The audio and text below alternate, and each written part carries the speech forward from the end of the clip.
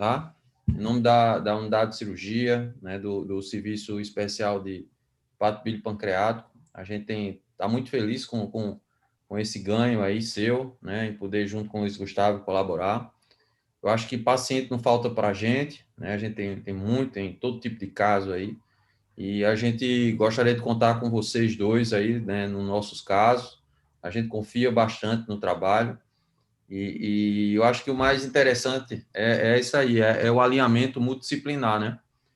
É a gente estar discutindo os casos, né? A gente vai tentar fazer com que essa reunião da quinta-feira ela seja cada vez mais frequente. Se vocês tiverem algum caso queira discutir com a gente da cirurgia, e a gente vai tentar preparar uns casos para discutir com vocês, né? Eu acho que é bem interessante esse modelo online aí, eu estou gostando, né? Porque é uma forma de viabilizar, né? E a gente até gravar, a gente tem gravado essas reuniões, Felipe, e é bem interessante esse modelo aí.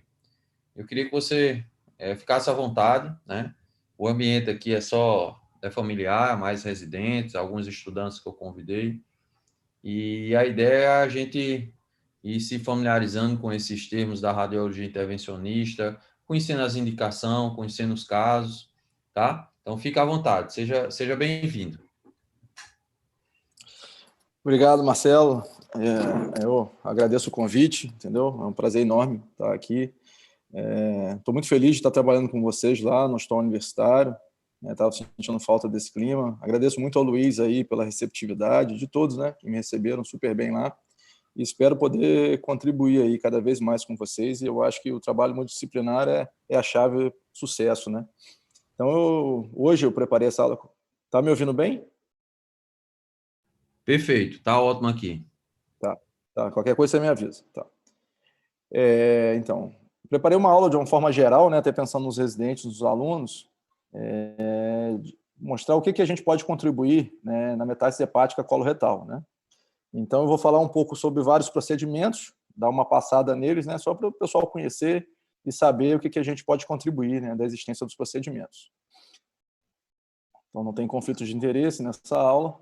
Então, a gente começando a aula, a gente pegar vários artigos, né, falando sobre metástase hepática coloretal, principalmente o consenso, né, europeu de 2016, o guideline e outros artigos, né, se a gente for resumir, né, essas palavras aparecem com muita frequência, né, que o tumor coloretal é a segunda causa de morte por câncer, 50% desses pacientes, infelizmente, vão ter principalmente metástase hepática, a cirurgia, a ressecção é o padrão ouro, mas, infelizmente, uma minoria desses pacientes, talvez em torno de 15%, ao primeiro momento sejam ressecáveis. Então, a importância da atuação conjunta, né, com terapias sistêmicas, além da cirurgia, terapias locais, regionais, e hoje fundamental, no ambiente hospitalar de grupo, né, essa avaliação num time multidisciplinar.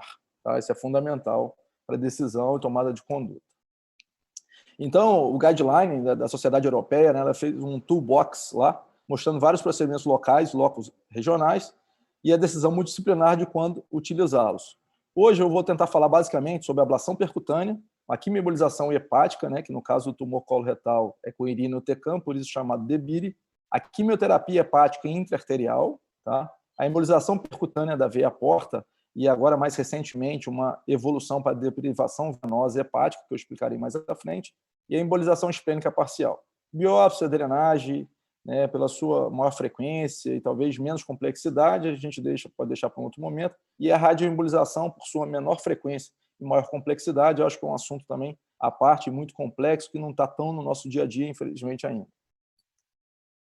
Então, começando pela ablação percutânea, né, é um procedimento que é feito com uma agulha, através de um acesso percutâneo no fígado, onde você encosta essa agulha no nódulo, e dependendo do tamanho do nódulo, você escolhe a agulha específica com esse tamanho para queimar, né, gerar uma área de calor nesse nódulo, matando esse nódulo, por necrose de coagulação. A mais frequente e mais antiga utilizada é a radiofrequência, que gera um circuito de energia, né, de eletricidade, e moléculas, né, e elétrons geram calor e matam essas células. Atualmente, com muita força, vem a atuação do micro-ondas, ou microwave, né, que as agulhas são muito parecidas, mas gera uma área de calor maior, por um tipo diferente de energia, né, e fazendo um tempo de ablação menor e podendo atuar em alguns tumores, em algumas regiões que talvez a radiofrequência não atue tão bem. A crioablação, é importante mencionar, que é uma forma também de ablação percutânea, que utiliza um resfriamento diferente do calor. Não é tão usado em fígado, que muitas vezes gera um maior sangramento, é utilizado em outras áreas, né, mas também é uma forma possível. Então, a ablação por radiofrequência é a mais comumente utilizada. Idealmente, falando de uma forma genérica, são lesões de até 3 centímetros, pode ser usado até lesões um pouco maiores, mas atualmente até 3 centímetros. O intuito geralmente curativo, e muito importante a gente falar, né, dessa nomenclatura, doença oligometastática. É muito importante os residentes, os alunos conhecerem isso, né? Que a definição seria entre 2 e 3 sítios órgãos acometidos por lesão metastática, com até 5 lesões, tá? Um predomínio visceral e linfonodal. Então, nesses pacientes que muitas vezes atuamos, buscando, né, ajudar ou até o intuito curativo, né, da ablação. Aqui mostrando algumas agulhas, alguns materiais mais antigos, né? Isso aqui é uma das primeiras ablações que eu fiz lá no INCA, lá, com o fluoro CT. Então, você tem uma tela na sua frente, né? Você fica olhando e fazendo o procedimento, isso ajuda bastante, né? E aí, mostrando alguns trabalhos que é importante falar, né? Uma melhor resposta, quanto menor a lesão, melhor a resposta. Então, em lesões até 2 centímetros, a gente tem respostas muito boas, né? Então, quando maior a lesão, a chance de uma melhor área de ablação vai ficando menor e talvez você não tenha resultados tão bons. Então, o primeiro ponto a gente observar numa ablação por radiofrequência é o tamanho da lesão. Lesões pequenas, os resultados são melhores. Outra, a margem. Se a margem for maior de 1 centímetro, você tem resultados melhores, tá? Uma margem entre meio e 1 centímetro, você tem resultados bons, mas não tão bons, tá? E uma margem menor que 5 milímetros, meio centímetro, né? Você tem que ficar preocupado com uma recidiva local. Então, é importante, margem. Quanto maior a margem, melhor o resultado. E os locais, a localização. Você deve evitar um tumor localizado muito próximo às vias biliares principais, por risco de fístula ou estenose. Tumores em contato com as veias de grande calibre, isso principalmente na situação de radiofrequência, porque tem o efeito de roubo do calor, né? O sangue passa, né, aumenta a temperatura e rouba esse calor, então pode ter uma chance maior de recidiva. Tá? Diferente, isso não acontece com micro-ondas, então é evolução. Tá? E perto de estruturas nobres, tem que ter uma distância maior que 1 centímetro para você evitar lesões de estruturas nobres, exemplo, o cólon, por exemplo, né, para não fazer uma lesão no cólon. Então, lembrar disso, tamanho, quanto menor o tamanho, melhor a resposta, quanto maior a margem, e a localização adequada para você não ter uma intercorrência importante. Aqui uma revisão da literatura, né, com 1.600 pacientes, né, o tamanho médio de tumores não ressecados, em torno de 2,5 centímetros, em torno de médio de 2 lesões, né, mostrando que pode haver sobrevida aí próximo a 50%, 70% em 3 anos, entre 20% e 50% em 3 anos.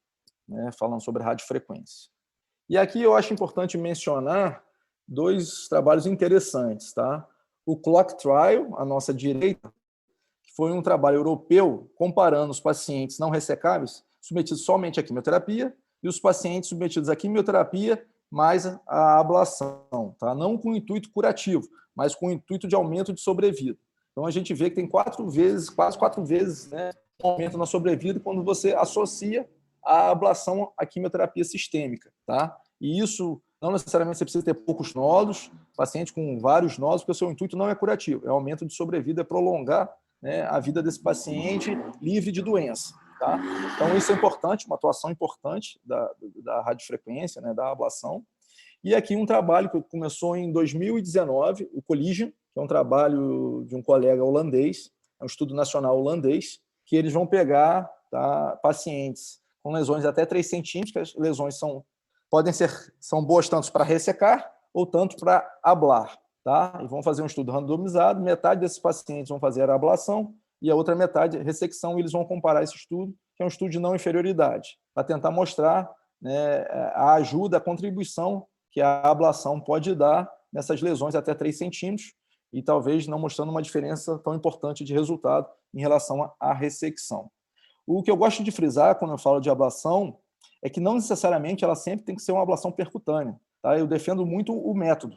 Tá? A ablação eu acho que é um excelente método, que muitas vezes pode ser feito de forma percutânea, menos invasiva, mas também pode ser feita intraoperatória. Então, o cirurgião muitas vezes vai ressecar uma lesão em um lobo e tem uma outra lesão que é boa para blá, blá, você pode fazer a ablação simultânea, seja com o cirurgião ou com a ajuda do colega radiologista intervencionista em sala durante o ato operatório. Tá? Então, essa é uma técnica muito usada. Então, quando eu falo em ablação, a gente tem que tomar cuidado para não entender logo a ablação percutânea. A ablação ela pode ser feita de forma percutânea, né, menos invasiva, mas pode ser também feita intraoperatória num ato em conjunto de ressecção de outra lesão. Aqui mostrava uns casinhos, uma ablação por radiofrequência, né, uma paciente de 90 anos, um adenocarcinoma de cólon, metástase, né, QT sistêmica. Eu estou tendo um problema aqui na minha tela que eu não estou conseguindo... Só um instantinho, pessoal. Deixa eu tentar aqui minimizar aqui. Isso. Quem me ajuda? Desculpa, vou continuar. Um adenocarcinoma de cólon, tá? Que evoluiu com metástase, 90 anos. Era a mãe de uma colega médica. Então, após a última sessão de tratamento sistêmico, ela apareceu com esse nódulo. Então, a gente fez uma radiofrequência, tá? E aí você vê uma área de ablação nessa imagem de baixo, maior. Esse ponto branco dentro da lesão, né, hiperdenso, o sangramento intralesional. Então, aumenta a lesão pela área de ablação e aí mostrando uma boa resposta. Isso aí é um controle, né, o PET, né, mostrando que não há uma captação. Desculpa, esse aqui já é um outro caso, o PET. E aí a lesão captando, e aí a lesão aqui na tomografia. E aí uma agulha de radiofrequência, né, para queimar essa lesão.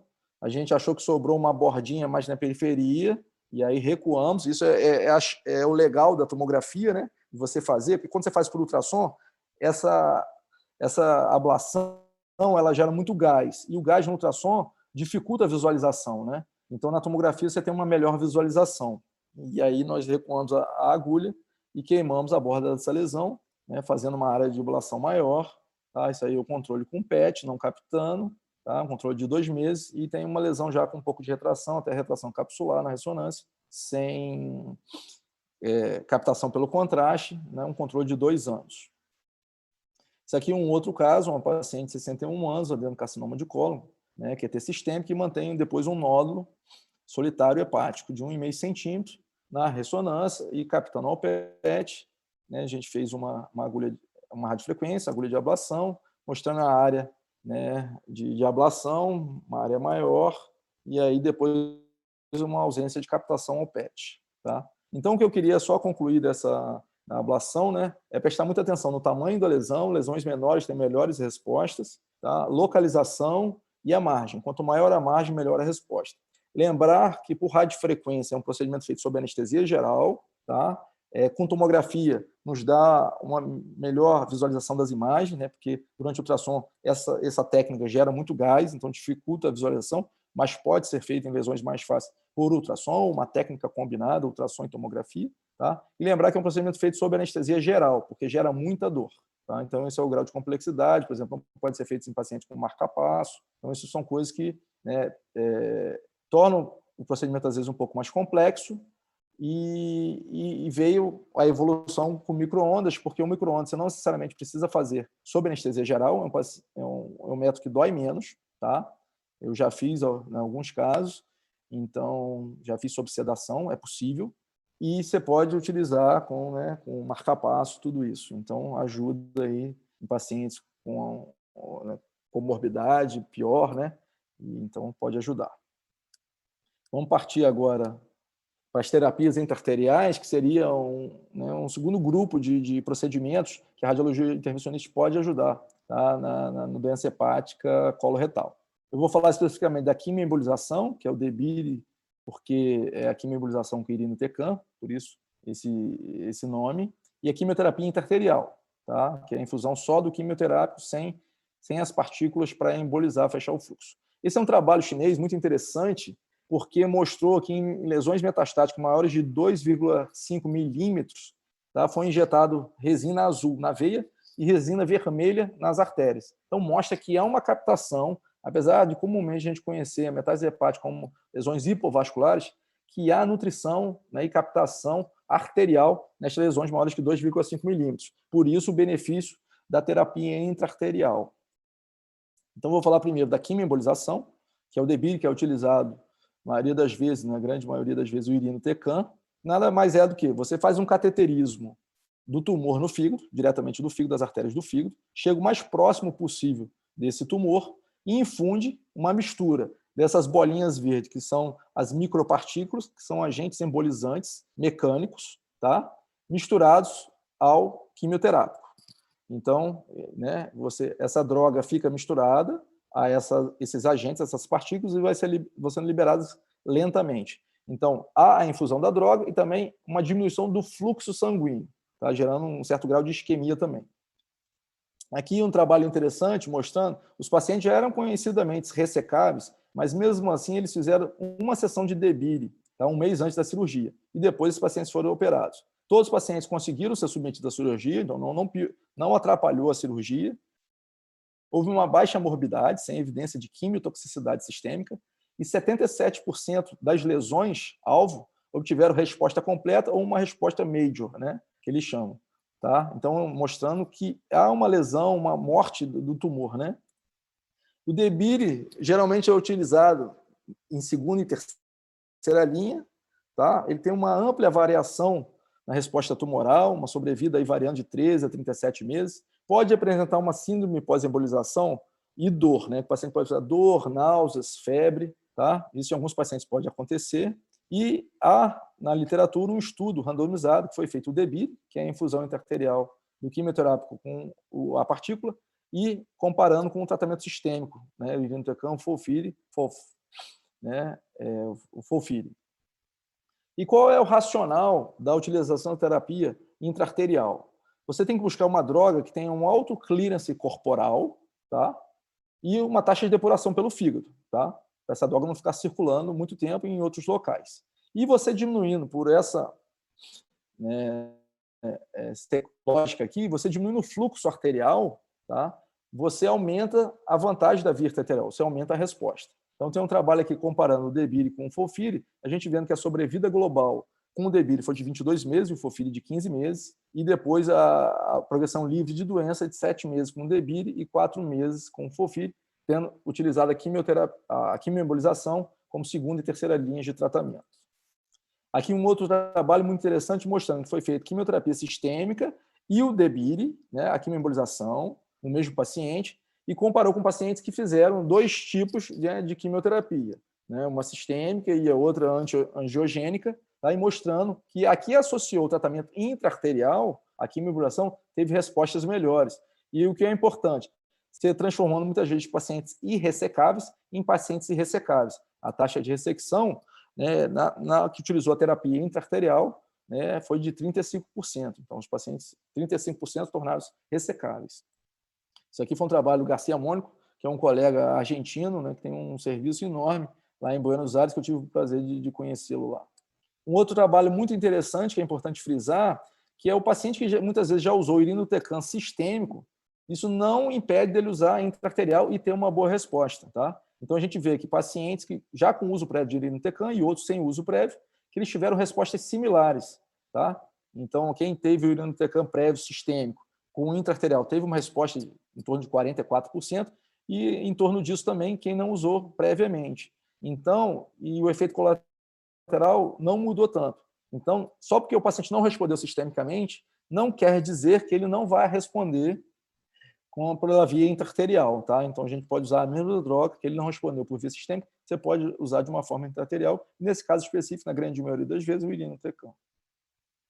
Então, aqui só um caso para exemplificar, tá? Uma lesão hepática, né? O paciente câncer de cólon, sigmoide, ressecado há 3 anos, metástase hepática, diagnóstico de primário, já tinha submetido a 4 linhas de quimioterapia sistêmica e doença em progressão. Infelizmente, muitas vezes esse paciente vem para a gente quando já não tem muito o que se fazer. Então, esse fígado já está um pouco sofrido, entendeu? O paciente, o performance status dele, a condição clínica dele já não é das melhores, então talvez por isso que as respostas variem muito. Tá? Mas se a gente pegar esse paciente, talvez com uma doença não tão avançada, numa condição clínica melhor, os resultados podem ajudar muito e são muito bons. Tá? Você vê a captação ali de contraste, né, uma lesão heterogênea, e aqui é a arteriografia, mostrando esse blush tumoral, essa área maior aí, né, que veio mais escura, e aí depois do tratamento, com 4 semanas, você vê uma lesão maior, uma área de necrose, comparando as imagens superiores, são as imagens prévias, com captação de contraste, uma lesão heterogênea, e as imagens, né, inferiores,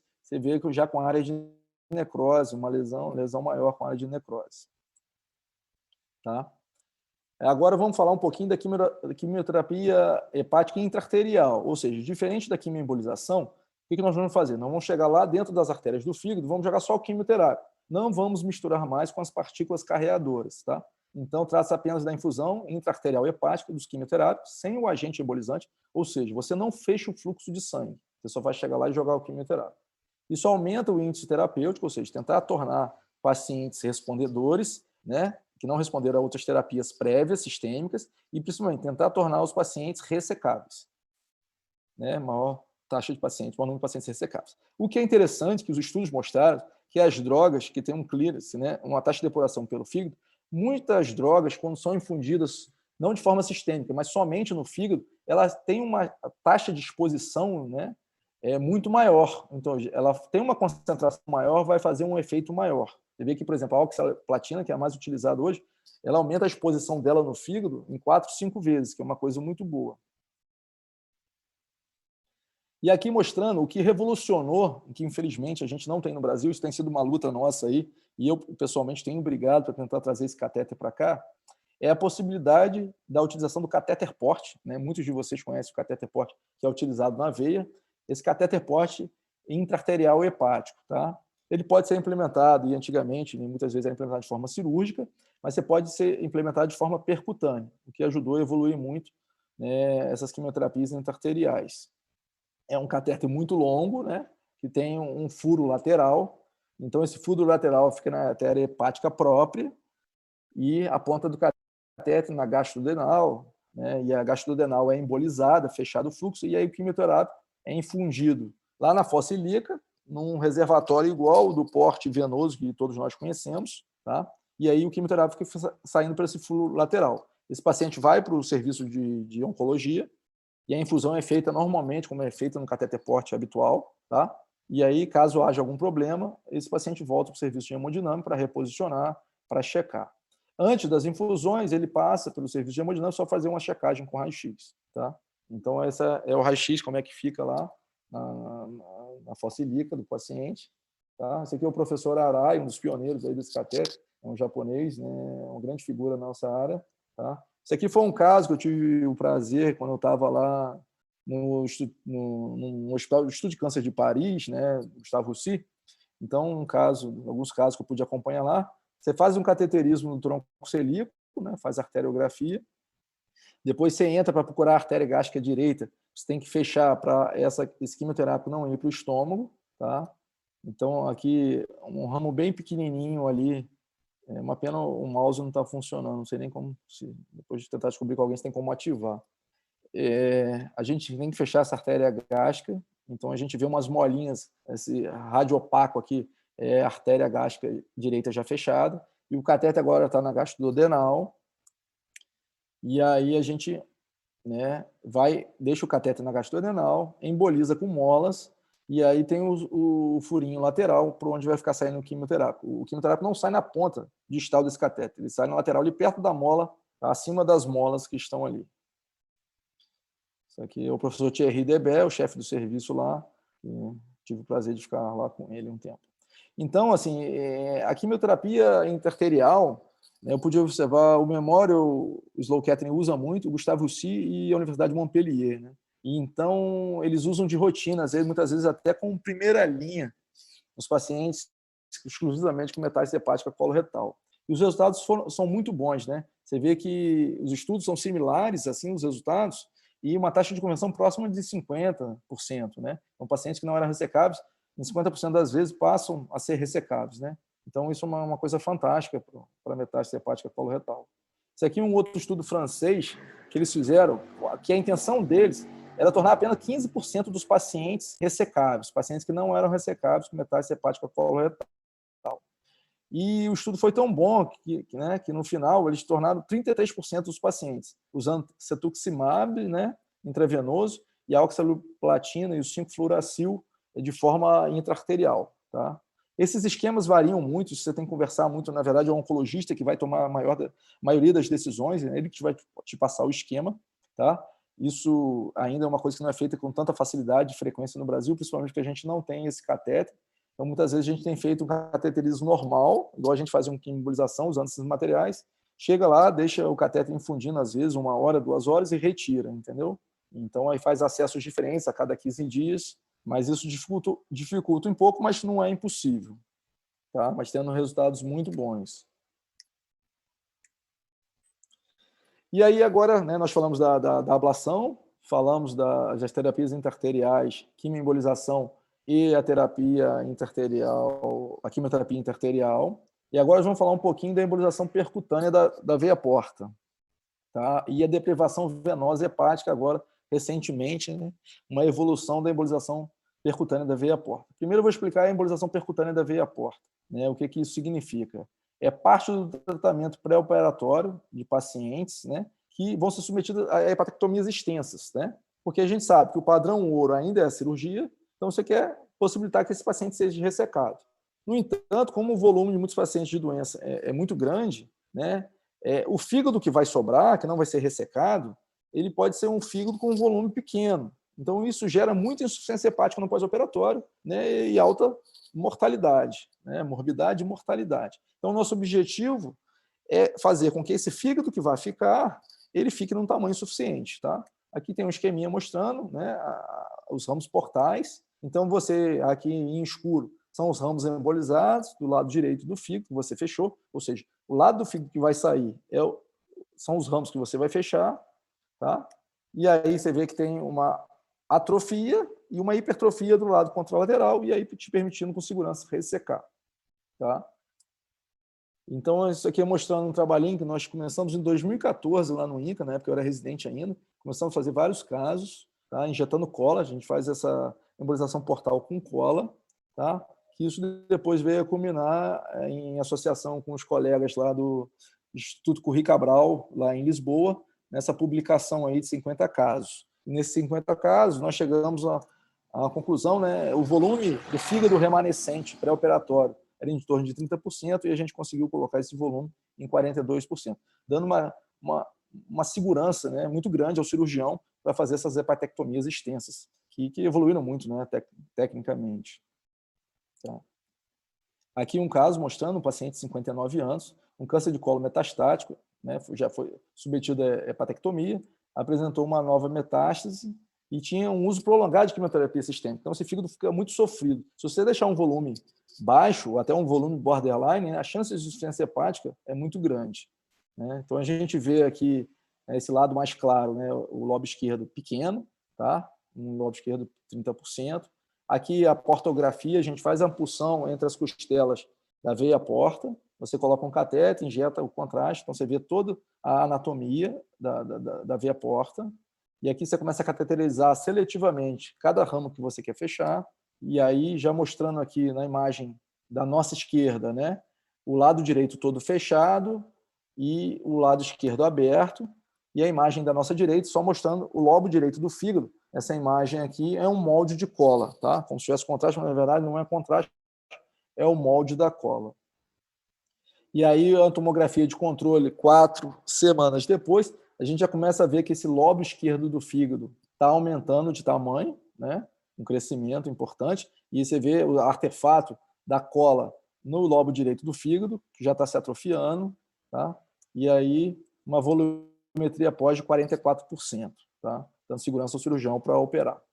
Então, aqui o controle após a ressecção, esse caso ficou bem didático, né? Todo documentado. Olha como é que o lobo esquerdo virou quase um novo fígado, né? Está enorme, tá? Então, aqui só comparando a volumetria antes da embolização. Aqui embaixo, o exame de imagem, né? Um mês mais ou menos após a embolização, mostrando que o fígado esquerdo já crescendo. Aqui no alto, à nossa direita, após a ressecção, então um lobo esquerdo enorme, né? Garantindo um bom funcionamento desse fígado. E aqui foi legal, o cirurgião foi bacana, um pedaço do fígado ressecado lá, né? Essas marquinhas no meio da imagem aí são as colas lá dentro da veia, e o ramo da veia porta. Ele nos enviou após a cirurgia. E aí há uma evolução, né, da embolização percutânea da veia porta, é um tema que está sendo muito debatido agora no meio da radiologia intervencionista, que acontecia? Mesmo com a embolização da veia porta, 20% desses pacientes não conseguiam chegar à cirurgia. 5% porque, apesar da embolização da veia porta, o fígado não crescia o suficiente, e outros 15%, mais ou menos, porque nesse intervalo, até aguardar fazer o exame de imagem e operar, o paciente progredia, a doença progredia, crescia. Tá? Então, um grupo francês, o professor Boris Guy, lá de Montpellier, ele começou a estudar e desenvolver. Fechar todo o sistema venoso hepático. Tá? Qual é o racional disso? Você fechar uma das portas de entrada, tá? Que é a veia porta, a principal, e fechar uma porta de saída, que seria a veia hepática, geralmente a veia hepática direita. Tá? Porque se você fechar as duas portas de entrada do fluxo, da entrada de fluxo de sangue, a veia porta e a artéria hepática, você gera hipertrofia. Só que o segmento arterial está nutrindo também o plexo biliar. E aí você pode gerar muita infecção e muita biliopatia, isquemia biliar. Então, você fecha a veia porta e a veia hepática direita, e com isso você gera uma congestão, um retardo do fluxo na artéria hepática. E por isso também você gera uma hipertrofia mais acelerada do que somente a embolização da veia porta, sem causar um dano arterial total, tá? Preservando aí o sistema biliar. Esse é o esqueminha mostrando, o esqueminha C, fechando a veia hepática e a veia porta. E aí, como é que isso é feito? Você pode fazer para o acesso transjugular, como se faz um TIPS, ou pode fazer para um acesso percutâneo. Lá em Montpellier, ele faz pelo acesso percutâneo e a gente acabou aprendendo a fazer para um acesso percutâneo. Você punciona por ultrassom na sala de hemodinâmica a veia hepática, deixa um guia dentro da veia hepática e depois punciona a veia porta e faz a embolização normal, como eu mostrei há pouco. Feita a embolização da veia porta direita, depois você utiliza esses agentes que a gente chama de Amplatzer, são essas ampulhetas metálicas que elas vão fechar a veia hepática. Tá? Por quê? Porque você coloca ali para não jogar cola, porque se você jogar cola na veia hepática, isso vai para o coração, e pode causar um dano grave no coração e embolia pulmonar severa no coração direito, depois ir para a artéria pulmonar. Então, você coloca esse agente mecânico, que vai bloquear, já vai gerar um fechamento do fluxo, vai bloquear essa veia, um trato ali dessa veia de fluxo, e aí, no final, o pedacinho distal que sobrar, você injeta a cola, que a cola não vai para frente, e aí vai fechar o resto do fluxo da veia hepática. Então, você oblitera os dois sistemas ali venosos do fígado. É um procedimento sem complicações, que mostrou uma taxa aí de hipertrofia entre 30% e 40% em 3 semanas. Tá? Então, isso permite um crescimento tão bom do fígado quanto a embolização somente da veia porta e num espaço de tempo um pouco mais curto. Então, impede, talvez, que alguns pacientes progridam. Tá? O cirurgião consegue operar mais rápido. Aqui é um dos poucos casos que a gente já feito, já lá no Rio de Janeiro. Tá? Aqui é a portografia indireta, mostrando, a gente fez o cateterismo da veia porta e aí injeta o contraste, mostrando essa imagem. Aqui já injetando a cola, tá? No ramo da veia porta direita. E aqui já a portografia final. Você vê o molde da cola todo do lado direito do fígado, injetando um contraste, e aí faz a portografia, e aí o lado direito todo fechado e o fluxo só no tronco da veia porta e do lado esquerdo. Tá? Aqui, olha, consegui o mouse agora, era alguma coisa que eu não estava sabendo. Aqui mostrando um Amplatzer, então já está na veia hepática, então assim, a veia porta toda fechada, tá? Toda fechada, o molde da cola, e aqui, ó, aquele agente mecânico, já na veia hepática, sendo liberado. Tem um fiozinho aqui, ele vai ser liberado. E aqui já no final, o agente mecânico, a gente vai já ver que o fluxo já não está passando, está um fluxo meio lento, bobo, da veia hepática direita. E aqui mostrando, ó, a gente fecha o trajeto, injeta a cola no final, tá? Você vai ver a cola saindo aqui, e aí vai fechar só esse final, bate aqui no agente mecânico, tá? E essa cola fecha o trajeto e até diminui o risco de sangramento, para a cápsula do fígado aí, para o abdômen. E aqui a tomografia, mostrando o controle. A gente vê, ó, o molde da cola, no lobo hepático direito, a cola, o molde todo da cola na veia porta, preenchendo toda a veia porta. E aqui o Amplatzer, né, que é a tal figura, o agente embólico mecânico que eu falei, que é em forma como se fosse uma ampulheta na veia hepática direita, né, e a cola fechando para baixo. Tá? E aí esse paciente teve 3 semanas depois, tinha um fígado remanescente de quase 40%, então permitia uma ressecção segura. E, finalmente, né, por último, mas não menos importante, é a possibilidade da realização da embolização esplênica parcial. Tá? É um procedimento que muitos podem não conhecer, mas qual é o objetivo? O objetivo nada que mais é que você fechar parte do fluxo do baço para diminuir o tamanho desse baço e liberar mais plaquetas na circulação sistêmica, melhorando os níveis de plaquetas no sangue. Tá? Então, melhora os parâmetros hematológicos relacionados ao sequestro esplênico e pode ser utilizado num cenário oncológico para ajudar na manutenção do esquema da quimioterapia. Por quê? Quando você começa a fazer quimioterapia sistêmica, principalmente nos regimes com oxaliplatina, isso começa a gerar toxicidade sistêmica, começa a alterar a microcirculação, né, do fígado e começa a gerar algum grau de hipertensão portal. Então, isso gera esplenomegalia, né, e cai o nível de plaqueta. E a plaqueta muito baixa não possibilita você continuar a quimioterapia sistêmica. Então, muitos desses pacientes têm seu tratamento interrompido. Então, o objetivo é fazer com que esse paciente volte a ser submetido ao tratamento. Tá? Foi feito um estudo em 2014, 2015 no INCA, um estudo fase 2, com 33 pacientes, e o objetivo era um paciente que tinha queda das plaquetas durante a quimioterapia, aumentar essas plaquetas para acima de 130 mil. Tá? E aí, esse estudo, em uma semana, a gente via que o paciente tinha 140 mil plaquetas, e na segunda semana, que era o pico, ele chegava a 490 mil plaquetas, podendo voltar, né, ao tratamento quimioterápico. Tá? Então, na média de 14 dias após a embolização, ele voltava para a quimioterapia, para o tratamento. Tá? E desse estudo, 29 pacientes, a grande maioria dos pacientes foram pacientes com tumor coloretal. Então, aqui mostrando o procedimento, tem um cateterismo, né, do baço, você entra, faz um cateterismo no baço, aqui, né, a fase venosa, mostrando já o enchimento da veia esplênica, a fase arterial à nossa direita, e aqui mostrando um cateterismo seletivo, né, você entra bem nos ramos inferiores, porque você pode embolizar tanto a parte superior, metade superior, ou a metade inferior, os 2/3 superiores, os 2/3 inferiores. No início a gente começou a embolizar, né, a parte superior, mas a gente teve muito problema de abscesso, de empiema, muita dor diafragmática, pleurítica, né? Então a gente começou a preferir embolizar os 2/3 inferiores do baço, tá? Fugir dos ramos das gástricas curtas, então você chegar bem perto lá dos ramos só esplênicos, tá? E a imagem da nossa esquerda mostrando aí já, né, uma isquemia, só a parte superior do baço preenchida com contraste. E aqui a TC, essa parte mais escura e hipodensa, mostrando já a área isquêmica de necrose do baço e a perfusão somente dessa metade superior do baço. Tá?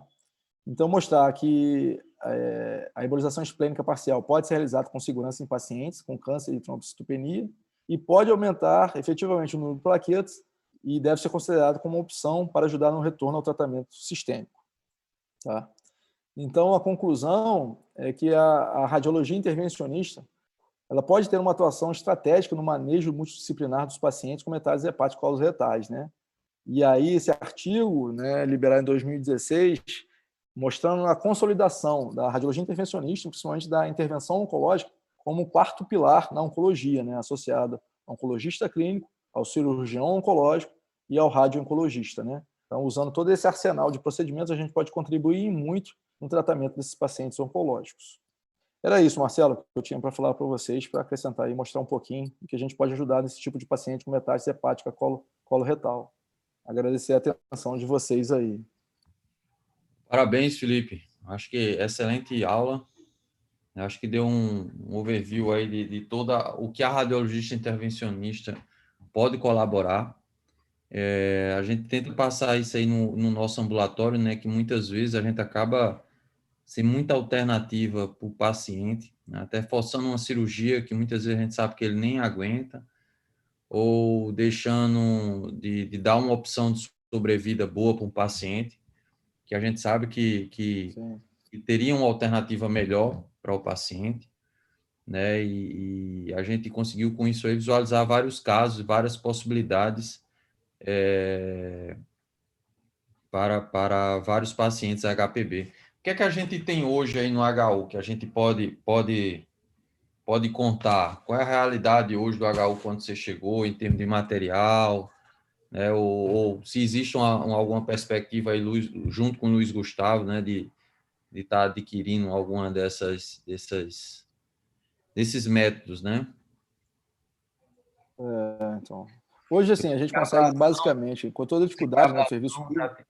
Sei que a Ablação tive recentemente, até para conversar com vocês, tive um caso, né? A gente tentou entrar na justiça, mas que ainda não tive resultado, né? Mas fala aí. Não, então, hoje basicamente a gente consegue fazer, até que eu não falei tanto aqui, são as biópsias, né, a drenagem, e a gente está na busca aqui, a gente vai conseguir fazer, não especificamente no câncer coloretal, mas nós vamos conseguir fazer os 2 primeiros casos nossos de quimioembolização do CHC, né, acredito que é aí no mês de março, tá? E a perspectiva é boa, eu estou muito animado, entendeu, Marcelo? Eu acho que é a questão da gente batalhar, não desistir, entendeu? Eu acho que tem muitas pessoas boas lá no HU, isso ajuda bastante. A gente está com uma máquina nova que, pô, é uma máquina similar aos hospitais privados do Rio de Janeiro, onde eu trabalhei, então isso deixa a gente muito animado, sabe? Então o Luiz, assim, abriu as portas, né? Um cara que vem batalhando sozinho ali há algum tempo, né, Luiz Gustavo, então eu acho que agora eu vou poder ajudá-lo nisso. E a gente está brigando lá, a perspectiva é boa, a gente acredita aí que talvez para o segundo semestre a gente consiga aí fazer pelo menos, né, uma embolização, né, a drenagem, Tem muito caso aí. biliar, e aí quem sabe até uma ablação. A gente vê muito caso aí de nódulos no meio do fígado, lá, paciente crítico, né? E que a ablação seria muito bem-vindo, né? Falar que o tratamento da metástase hepática, assim, não sei se você concorda, mas uma vez ressecável, o tratamento é cirúrgico, né? Mas Sim, até sim, sim. sair um outro trabalho, mas tem muito paciente que está fora da possibilidade cirúrgica ou não é fit para a cirurgia, ou Exatamente. é um nódulo de uma localização ruim. Então, ou é um O que os paciente, cirurgiões muitas vezes falam, ou é um às paciente vezes é um nódulo assim que fala, ou é desculpa. um nódulo de um paciente que a gente vai fazer uma hepatectomia de um lado e tem um nódulo solitário do outro, a gente não quer fazer, quer poupar a parênquima do paciente, né?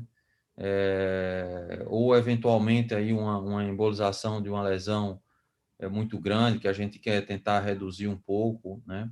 E até aproveitando esse gancho da embolização, com quanto tempo a gente faz a imagem de controle? Como é que você gosta de indicar isso? Depois você faz uma embolização, quanto tempo é bom a gente pedir um exame de imagem para ter essa avaliação da Isso resposta? geralmente a gente faz entre 4 e 6 semanas. Antes disso, não adianta, tá? Tanto para o CHC como para metástase hepática, você espera aí 4, 6 semanas para fazer uma imagem de controle, tá? E aí é só uma tomografia ou tomografia o PET? Uma ressonância, quer dizer, uma ressonância até melhor que Não, essa, né? então exatamente. Você falando em termos de doença metastática, uma ressonância, tá? O CHC também, uma ressonância. Hoje vem ajudar muito, lógico que nem todo lugar você consegue, né? Tendo uma boa tomografia vai te ajudar muito, mas no cenário ideal, uma ressonância. E vem agora no cenário da doença metastática, muitos estudos mostrando que há um avanço de achados, tá, com o PET em relação à ressonância.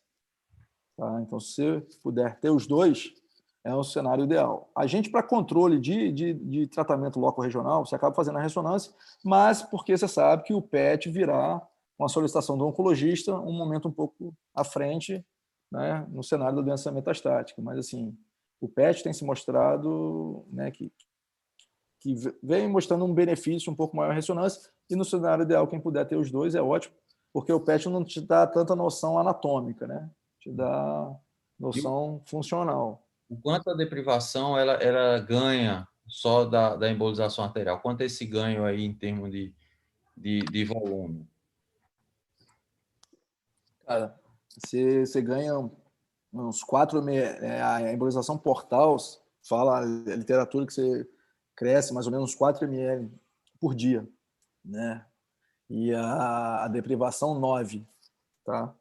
E aí já tem uma evolução, de nem falar aqui, que é uma coisa também muito nova, que já tem a deprivação venosa estendida, tá?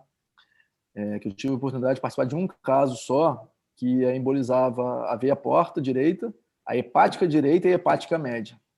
E isso aí te dá resultados, lógico que isso ainda são pacientes em estudos, né, em clinical trials, não está liberado para utilização clínica, te dá ganhos de volume semelhante ao ALPS. Então, essa deprivação venosa hepática estendida, ela está tentando ser aprimorada, os estudos estão avançando com o objetivo de ter um ganho de volume semelhante ao ALPS, que a gente sabe que é o maior ganho de volume que tem, mas infelizmente o ALPS tem muita morbimortalidade, né, pela complexidade da cirurgia. Eu acho que na outra reunião a gente pode até falar mais sobre o ALPS, mas para os estudantes e os residentes, né? O ALPS seria para aquela situação onde esses métodos não conseguiram nos dar um aumento suficiente para ficar tranquilo de uma massa hepática do pós-operatório. Lembrando que nem sempre hipertrofia quer dizer função, né? É sempre uma briga aí para a gente avaliar o quanto de hipertrofia significa função. Então, o ALPS é uma alternativa, você faz a secção do fígado, liga a veia e deixa ainda o suprimento arterial, né? E aí, no segundo momento, aí 7 a 14 dias, você vai lá e secciona. Então, é uma alternativa, é um crescimento rápido do fígado aí em 7 a 14 dias, mas com a morbidade ainda muito elevada, né? E uma alternativa, não sei se vocês faziam isso lá no seu serviço, mas uma alternativa é a gente avaliar o verde hidrocianina, né?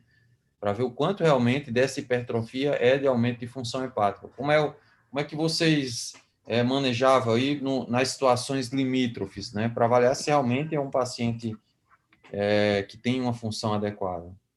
Lembrando que depois da cirurgia, Então, só falar para os estudantes, Felipe, desculpa, que é importante nesses pacientes sobrar pelo menos 40% do fígado, né, de 30% a 40%. Então, esse é o objetivo da radiologista intervencionista, é entregar para o cirurgião, né, um paciente que tem uma massa, uma reserva hepática boa, né, para ele fazer a cirurgia com tranquilidade ou evitar um paciente muito crítico que vá para uma cirurgia. Eu acho que esse é o papel, não é isso? Sim, sim.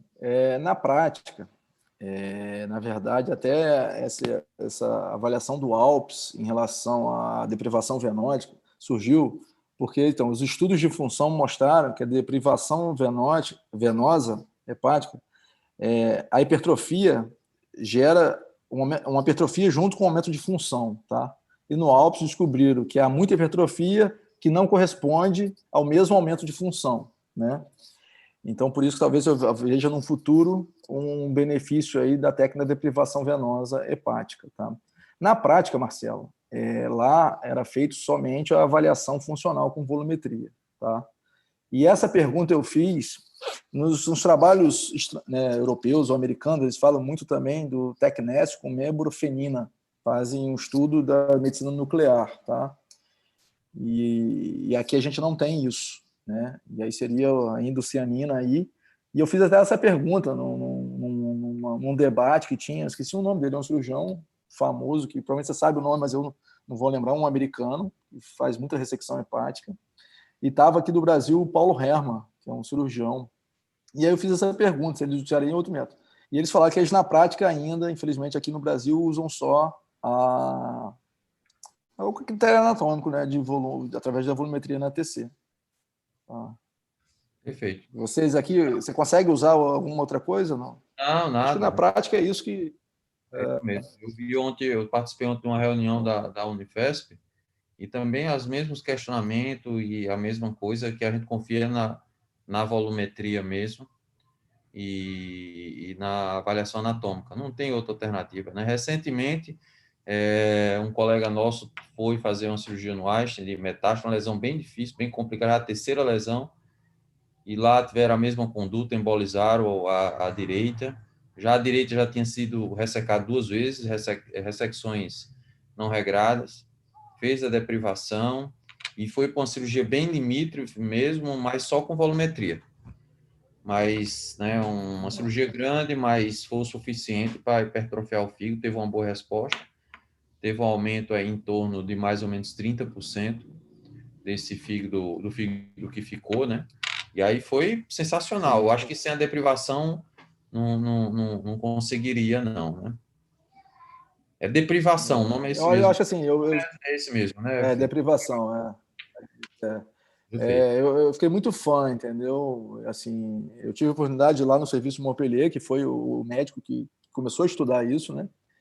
E assim, lógico que a expertise deles é muito maior, né? Isso com o tempo, acho que a gente vai chegar mais perto, mas eu acho que é um procedimento que veio para ficar, entendeu? Então, com os estudos que estão sendo feitos, né?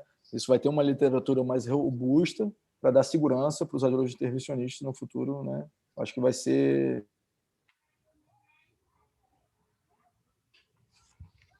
Perfeito.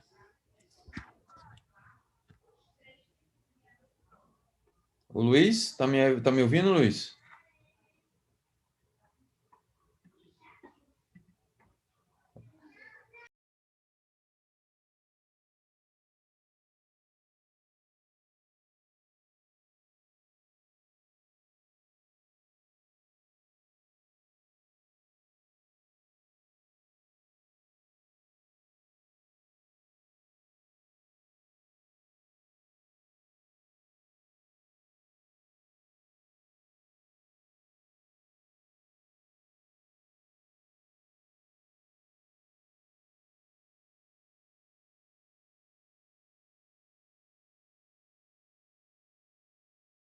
Dele caiu, mas tá dando para me ouvir bem?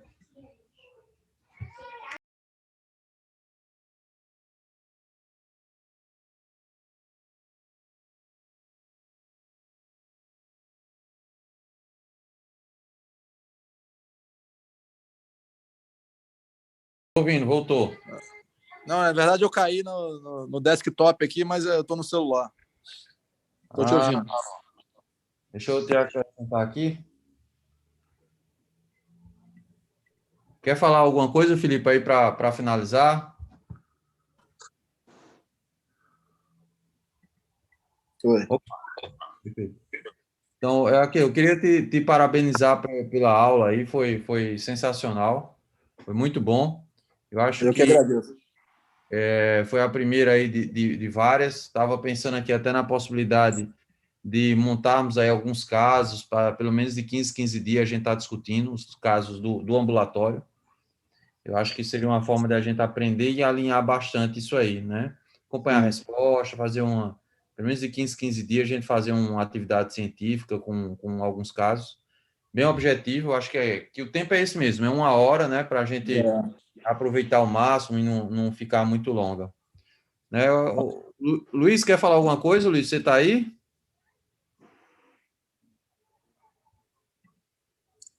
Acho que o Luiz Acho que não ele caiu. caiu. Deixa eu ver se tem alguma coisa no bate-papo aqui. O pessoal só elogiando a aula mesmo, o Victor.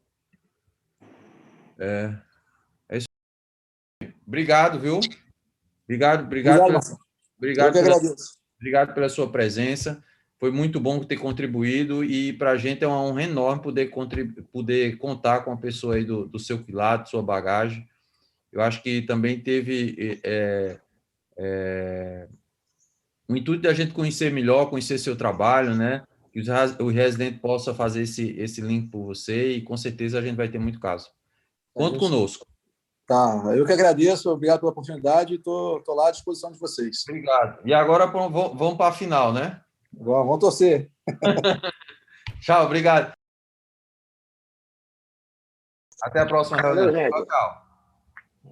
Sinal aqui meio ruim. Fala, Luiz. Quer falar alguma coisa? Quer acrescentar alguma coisa? Não, não. O sinal aqui tá horrível. Estou tentando aqui falar, mas não estou conseguindo. Está caindo o tempo todo. A gente está te ouvindo bem agora. Mas eu quero agradecer. A gente está ouvindo? te ouvindo. Quer acrescentar alguma coisa? Não, só queria parabenizar o Felipe aí e a você aí pela oportunidade da gente e mostrar a especialidade da gente do que a gente pode fazer. Mas é isso, eu acho que a gente, mantendo aí esse contato, mantendo as reuniões, a gente pode mostrar aí cada vez mais do que a gente pode fazer, né? Eu E a gente quero. tem lutado bastante aí pelo HU. Semana passada eu cheguei aí até para a reunião na prefeitura, para falar tudo. A gente conseguir fazer a habilitação, conseguir fazer os insumos aí, e eu estou andando em frente com isso, sabe? Perfeito. A gente conseguir Eu fazer já uma quero habilitação aproveitar. aí da parte da intervenção, a gente conseguir os insumos para poder fazer os procedimentos aí no HU de forma mais completa. Perfeito. Eu já vou alinhar contigo durante a E semana ele mostrou para interesse, combinar. assim, na verdade. Perfeito. Conta comigo. E assim, eu já queria alinhar contigo aí para agora em março uma participação sua, uma aula. Depois a gente combina o tema e a data. Tá bom. Tá bom? Fica aí disponível aí para gente marcar. Beleza. Tá Obrigado bom, tranquilo. e parabéns pelos casos aí, viu? Obrigado por sempre estar nos ajudando. Valeu, Tchau, pessoal. tchau. Obrigado. Com Deus. Tchau, Tá bom, tchau. mano. Obrigado. Tchau, pessoal. Tá bom.